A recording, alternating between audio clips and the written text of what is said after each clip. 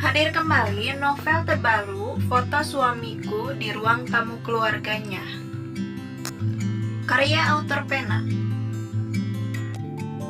Bantu channel YouTube ini dengan cara like, subscribe, dan nyalakan lonceng.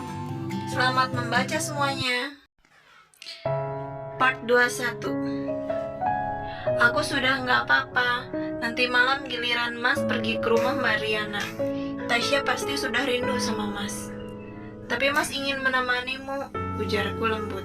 Suami mana yang tega meninggalkan istrinya ketika sedang mengandung dan dalam keadaan lemah seperti itu? Hatiku bagai teriris setiap kali melihatnya muntah, lemah dan tak berdaya. Sempat terpikir untuk menggugurkan saja kandungan istriku, daripada melihatnya menderita seperti itu. Tubuh dia mulai kurus, wajahnya pucat, bahkan selalu muntah setiap Ana memakan sesuatu. Ingin ini muntah, ingin itu muntah. Apa memang begini kalau wanita yang sedang mengandung? Wanita hamil memang seperti itu, Le. Ibu juga dulu seperti itu bawaan bayi. Jika sudah 3 atau 4 bulan juga akan baik sendiri, ujar ibuku lembut saat mengadukan kekhawatiranku terhadap keadaan Ana. Tapi aku gak tega, Bu. Ibu tersenyum. Begitulah beratnya ujian orang mengandung, tapi pahala yang didapatkan juga besar. Mas? Suara dingin Ana menyadarkan aku dari lamunan. Bahkan sekarang tak ada lagi senyum yang biasa dia suguhkan saat berbicara denganku. Tak ada lagi pelukannya yang saat tidur. Hubungan kami terasa hambar. Ya, ujarku lembut dan mengukir senyuman walaupun hati sakit. Suami mana yang tak sakit hati diperlakukan seperti ini? Kenapa masih di situ, Mas? Sungguh aku sebenarnya malas untuk menemani Riana. Dia bisa sendiri. Aku juga sudah menyediakan kendaraan pribadi yang bisa di-booking setiap saat bila ingin terapi atau kemanapun. Uang juga sudah aku jatah tiap bulan. Namun, aku tak mau emosi Ana terganggu jika aku tak menurutinya. Ya sayang, kurai kepalanya dan kukecup keningnya. Kusentuh perutnya yang masih rata. Diam, tak ada reaksi apapun dari Ana. Hatinya seperti sudah membeku. Tak terlukiskan bagaimana pedih dan terlukanya hatiku saat ini. Sungguh lebih baik aku dipukul, dimaki daripada diperlakukan seperti ini. Anak papa baik-baik ya di dalam. Jangan nyusahin mama. Kucium perut rata Ana walau tak ada reaksi apapun dari dia. Yang ada Ana malah berpaling tak mau melihatku.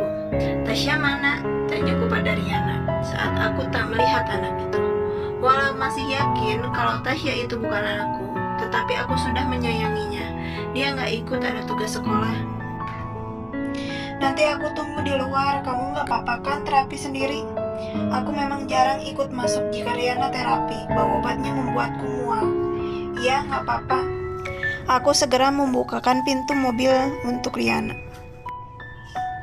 Uang bulananku habis, ujar Riana saat sampai di mobil. Ku menatap diam sebentar lalu menghidupkan mesin mobil. Uang bulanan kamu bahkan lebih besar dari Ana. Tasya juga aku beri uang sendiri, ujarku sedikit kesal. Tiap bulan aku memberikan hampir sebagian gajiku untuk Riana. Uang sekolah Tasya juga aku kasih sendiri. Beruntung Ana tak banyak tanya soal uang. Sejak Ana hamil, kamu banyak perhitungan ya?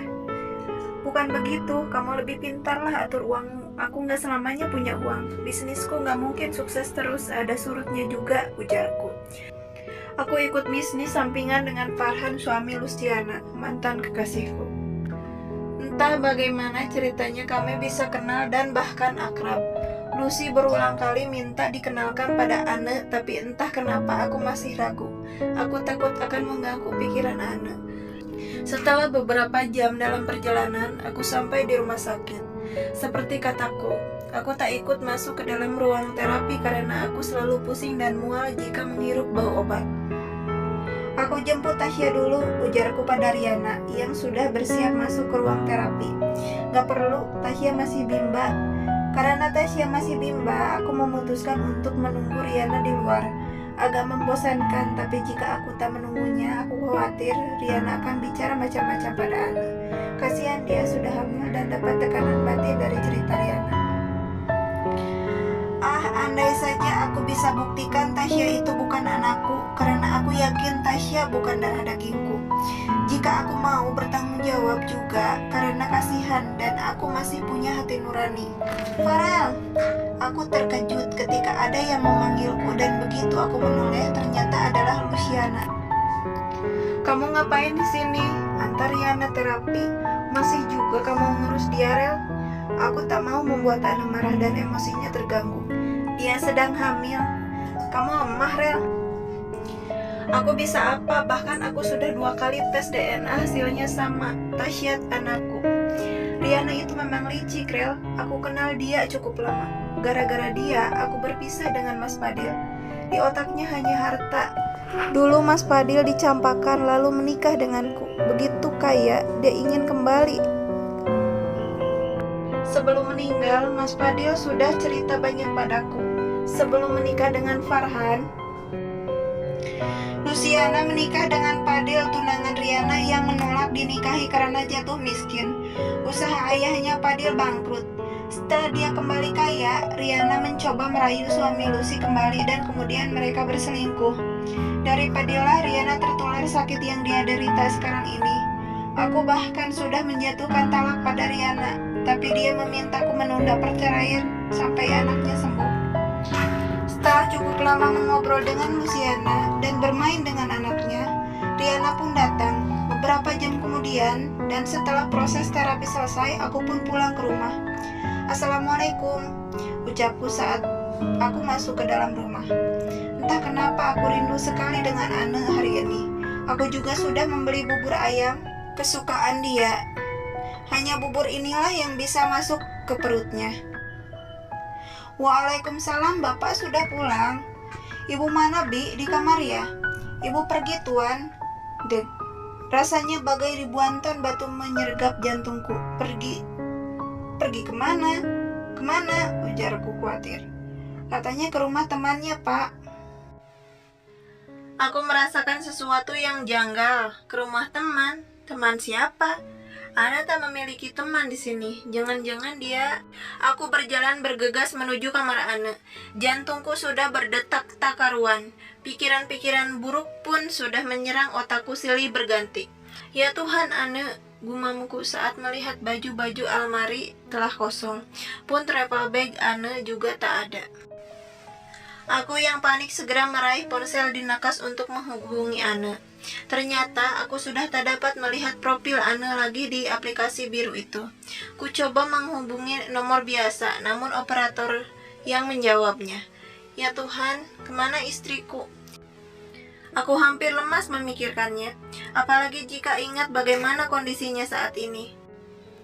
Tubuh lemah, wajah senantiasa pucat dan selalu muntah. Aku segera berlari ke arah garasi mobil.